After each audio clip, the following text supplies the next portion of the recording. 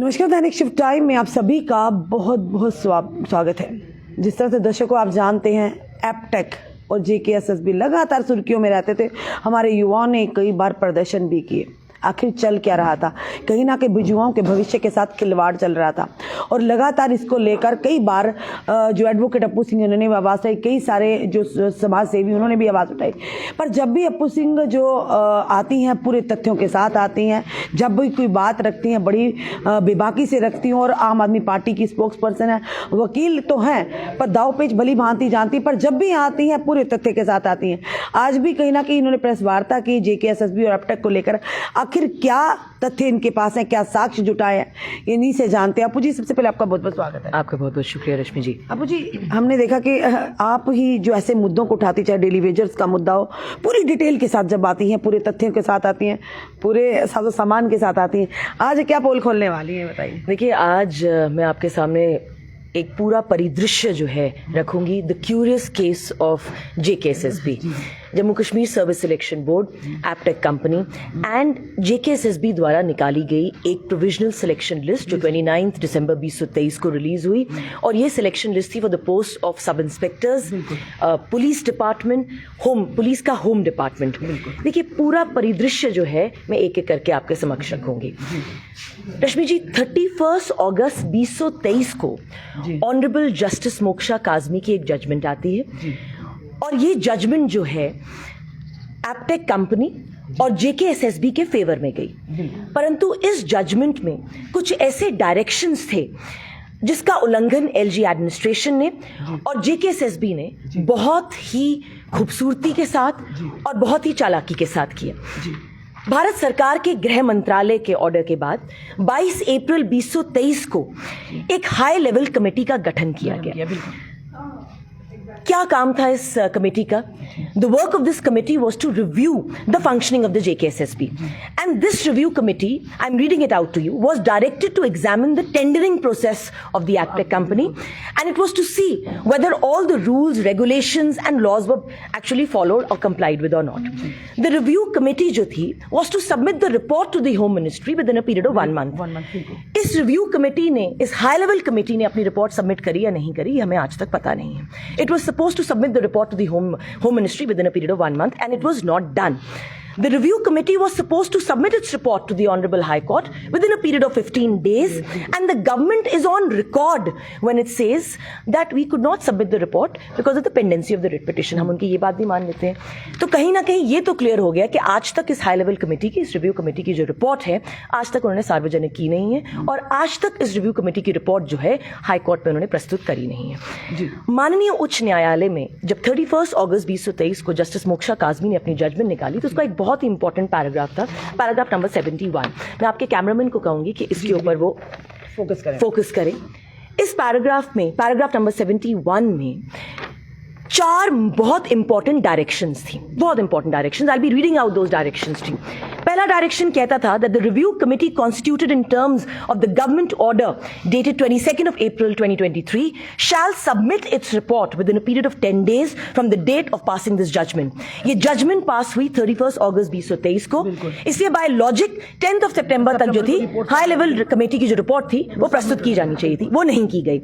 दूसरा इसका क्लॉज कहता है that the chief secretary shall take a decision on the basis of the recommendation made by the review committee within a period of 10 days. कहाँ है ये review committee की report? क्योंकि chief secretary साहब को इसी रिव्यू कमेटी की report पे 10 दिन में अपना डिसीजन लेना था। तीसरा point, the decision of the chief secretary shall be communicated to secretary JKSSB who is directed to proceed strictly in accordance with the decision of the government, जो कि नहीं किया गया। और चौथा बहुत इंपॉर्टेंट डायरेक्शन ये था that till the final decision is taken by the government the JKSSB shall not proceed with the selection process. अब मैं आपके माध्यम से माननीय चीफ सेक्रेटरी साहब से 4 प्रश्न पूछना चाहूंगी। Number 1, where is the report of this high level committee? क्या आपने इस रिव्यू कमेटी की रिपोर्ट को गंगा में बहा दिया है? आपने आज तक इस रिव्यू कमेटी की रिपोर्ट को सार्वजनिक क्यों नहीं किया? तीसरा बहुत इंपॉर्टेंट पॉइंट है, कि ये रिव्यू कमेटी की रिपोर्ट आपने आज तक ऑनरेबल हाई कोर्ट के सामने प्रस्तुत क्यों नहीं गई, और ये जम्मू कश्मीर के भावी यूथ को ये समझाएं कि आज तक ये जो रिव्यू कमेटी की रिपोर्ट है, एक तो आपने सबमिट नहीं करी, जो सिलेक्शन प्रोसेस आपने जेके पीएसआई जो सब इंस्पेक्टर्स की जो प्रोविजनल सिलेक्शन लिस्ट जो है 29 दिसंबर 2023 को निकाल दी है, आप आके एक्सप्लेन करें whether this list was taken out and whether this list was taken out as per the directions of justice Moksha Kazmi which was given in paragraph number 71 of the judgment. अगर तो ऐसा नहीं किया गया है तो ये जम्मू कश्मीर के भावी भविष्य के साथ बहुत ही बड़ा धोखा है। मुझे एक बहुत ही मशहूर शायर की कुछ 4 पंक्तियां जो हैं याद आई हैं। वो कहते हैं, सलाम करते हैं रस्ते उस मुसाफिर को जिस मुसाफिर के पाँव में हर रोज़ छाले होते हैं। कितनी मेहनत लगती है किसी एग्जामिनेशन की प्रिपरेशन के लिए। Students with very minimum amount they go ahead and they join the libraries. वहाँ पे 10-10 12-12 घंटे पढ़ाई करना, और आपने उनका भावी भविष्य जो है आपने ताक पे लगा दिया है। आप कहीं ना कहीं you are playing with their future for pittance, not even for something, for mere pittance। तो ये ऑनरेबल चीफ सेक्रेटरी साहब जो है एक्सप्लेन करें एलजी एडमिनिस्ट्रेशन को। मेरी आम आदमी पार्टी की प्रवक्ता होने के नाते एक गुहार मैं लगाना चाहूंगी कि आप जल्द से जल्द इस हाई लेवल कमेटी की रिपोर्ट को सार्वजनिक करें और बताएं कि इस हाई लेवल कमेटी की रिपोर्ट में लिखा क्या गया था, क्या वाकई ही पब्लिक डोमेन में लाएं और बताएं, ताकि इस हाई लेवल कमेटी की रिपोर्ट में क्या क्या चीजें जो थी एप्टेक के खिलाफ लिखी गई। और दूसरी बात, ये पूरा का पूरा सिलेक्शन प्रोसेस जो इन्होंने जेके पीएसआई का निकाला है, ये निकाल ही नहीं सकते थे till the time the review committee की जो रिपोर्ट है वो सार्वजनिक नहीं होती। और रश्मि जी, ये जो पहला नोटिफिकेशन था जेके पीएसआई का, ये 21 अक्टूबर 2021 को आया और 2 साल से ये प्रोसीजर चल रहा है। और माननीय एलजी महोदय ने ललन टॉप में एक इंटरव्यू भी दिया था बहुत ही मशहूर जर्नलिस्ट को। उसने कहा था, I am reading out that statement to you, उन्होंने कहा था एप्टेक का जो सॉफ्टवेयर था शुरू के 4 मिनट में ही एक्सेस करने में प्रॉब्लमैटिक था।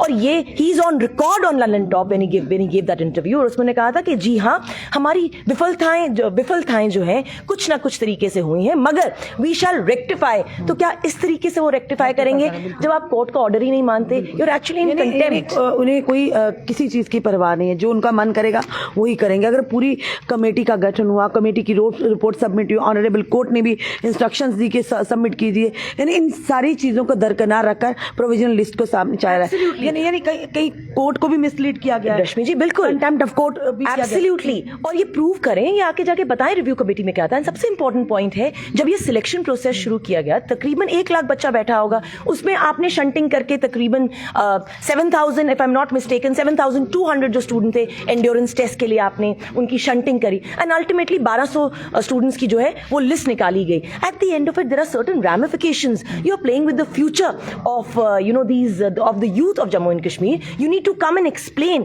अगर आप how you are going ahead with the selection process, जबकि मोक्षा काज़मी जी की जजमेंट जो है बड़े ही विविडली एक्सप्लेन करती है that you cannot proceed with the selection process till the time the review committee की रिपोर्ट जो है वो नहीं आती है। और सबसे इंपॉर्टेंट पॉइंट रश्मि जी, अगर आप जेकेपीएसआई की सिलेक्शन प्रोविजनल सिलेक्शन लिस्ट देखेंगे 29 दिसंबर की, तो उसमें कश्मीर डिवीजन से 180 बच्चे सिलेक्ट किए गए हैं, जम्मू डिवीजन से तकरीबन 120 बच्चे सिलेक्ट किए हैं। What is the ratio, how are you selecting, what is the criteria of selection, that needs to be explain. और उसी के साथ आप जो हैं कुछ बच्चे जो थे इस मूट इशू को जब आगे लेके जा रहे थे, आप उनको डिटेन करते हैं, 10-10 दिन के लिए आप अंदर रखते हैं, उनको टॉर्चर करते हैं किसी ना किसी तरीके से, you are detaining them. You have not registered an FIR, I am not aware whether they registered an FIR against the concern social activist, but you are kind of putting them in under duress so that they don't go ahead with this issue. आपकी आवाज youth के लिए जो आज उठ रही है, जो एक तथ्य के साथ आप आए, यही तक रुक जाएगी, आगे भी फाइट करेंगी आप? देखिए, एब्सोल्युटली ये बहुत ही इंपॉर्टेंट पॉइंट है। और अभी एक हाल ही में एक मूवी आई है 12th फेल, उस पर एक बहुत ही इंपॉर्टेंट इफ़ आई रिमेंबर बड़ी खूबसूरती से जो है 2 लाइनें जो हैं उस मूवी के प्रोटैगनिस्ट कहते हैं। वो कहते हैं कि 1942 में अंबेडकर साहब ने कहा था एजुकेट, एजिटेट एंड ऑर्गेनाइज। तो कहीं ना कहीं हमें अपने आप को, मेरा यूथ को यही मैसेज होगा आपके ज़रिए, educate yourself, agitate and organise yourself. हाँ, आप एक डेमोक्रेसी में हैं, लोकतंत्र है, you are duty bound to question the concerned authorities as to why where is this high level committee report.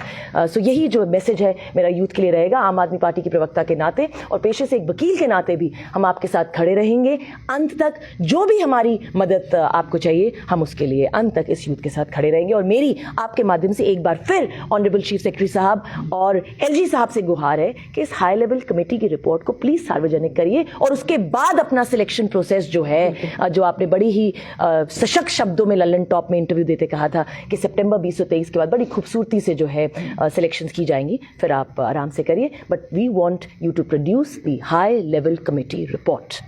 ये थी हमारे साथ आम आदमी पार्टी की spokesperson advocate Apoorv Singh ji, जिन्होंने 4 सवाल किए हैं चीफ सेक्रेटरी साहब से। अब देखना वो किस तरह से इसका जवाब देते हैं। पर सबसे बड़ी बात है कि बार बार कमेटीज का गठन किया जाता है पर रिपोर्ट का कहीं पता नहीं चलता है। आसमान खा जाता है या धरती खा रही है, हमें भी नहीं पता, क्योंकि इसी तरह से सेम रिपोर्ट जो फायर एंड इमरजेंसी सर्विसेज की पिछले कई सालों से वो बच्चे भी इस रिपोर्ट को मांग रहे, जिसका आश्वासन एलजी मनोज सिन्हा जी ने दिया था कि 1 महीने के अंदर वो रिपोर्ट सबमिट हो जाएगी। कमेटी का गठन भी किया था, पर आज लगभग साल से ऊपर हो गया, वो रिपोर्ट पता नहीं कहाँ गई, वो हमें भी नहीं पता। पर हाँ, अपूर्व सिंह जी ने चीफ सेक्रेटरी साहब से 4 सवाल किए हैं। अब देखते हैं उन 4 सवालों का क्या असर होता है, किस तरह से जवाब दे पाते हैं, ये तो आने वाला समय बताएगा। आपका क्या कहना है इस वीडियो को देखकर?